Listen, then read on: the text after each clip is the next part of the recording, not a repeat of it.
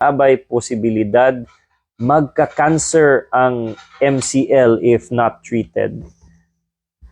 So, I do believe na this is sort of common, no? Na they think kung ang fracture or injury sa tuhod, dili matreat magka-cancer. Nganong naghuna-huna man sila na magka-cancer, sometimes mo'y ingon sa silingan, mo'y ingon sa ilang kauban sa trabaho na magka-cancer na if dili matreat.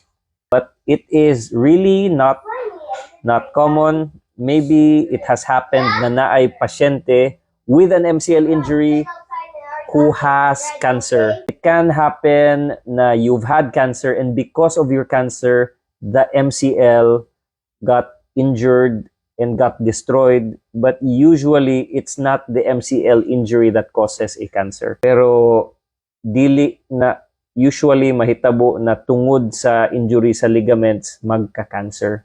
If you have a cancer, it can destroy the whole knee, all the ligaments, but dili tungod na nagisi ang imong ligaments na you have cancer.